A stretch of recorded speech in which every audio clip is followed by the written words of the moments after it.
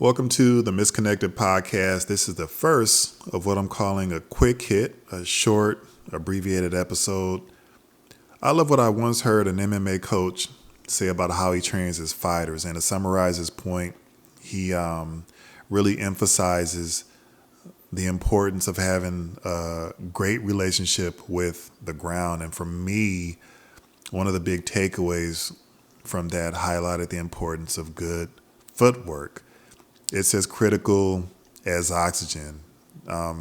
Show me a successful athlete, and I can point out where he or she has solid fundamentals and mechanics with their feet. And what I love about that even more is how it parallels our everyday lives. I mean, some days we're upright fighting our battles. Some days we get knocked on our ass and we're on the ground slugging it out.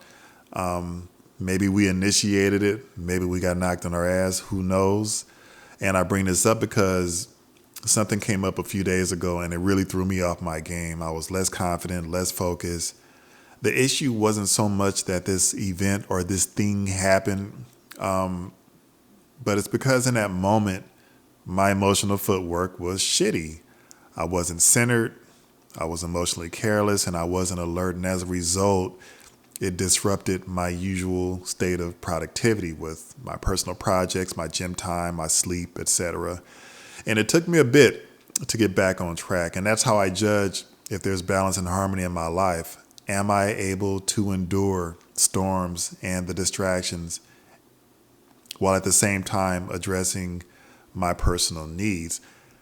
The misconnection, I think, for many of us is sometimes we point blame to the disruptions that people may cause or events that may happen versus really addressing our lack of mental stability or our emotional footwork. It really is a secret sauce to stability, in my opinion. So my definition of emotional footwork is being centered and having the equilibrium or the balance to reasonably maneuver and endure the rigors of life on a normal basis. So if you're wondering how do you develop it or how do you improve, your equilibrium or your emotional footwork right now, I would probably narrow it down to a few tips. The first thing I would say, be aware of the terrain beneath your figurative feet. So basically, whether it's the environment you're in, the company you're in, or the circumstance, be cognizant if you're in a space where you have solid footing, or are you in a situation or a position where you need to tread lightly. Second thing I'd say is position yourself where you can clearly see the world in front of you. This really helps identifying objects or circumstances approaching, and the benefit of it is locating or identifying that storm or that opportunity brewing from 5 miles away versus it suddenly appearing right before your eyes where you can't react appropriately. So now you're in a position to advance, you're in a position to retreat or maneuver laterally, depending on what you find appropriate.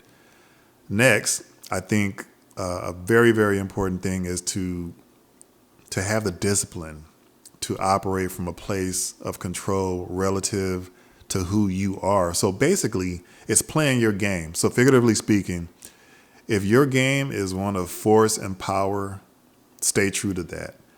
If your strength is more along the lines of being cunning or brainy or cerebral, that's what you do.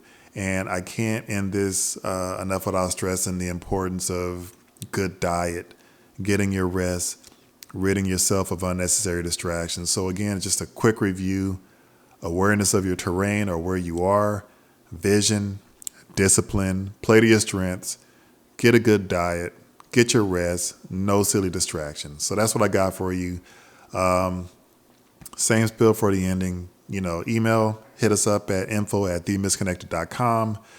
The cast is on every platform: iTunes, Stitcher, Spotify, TuneIn, Google, YouTube. If you like it, subscribe, please. Share with your friends.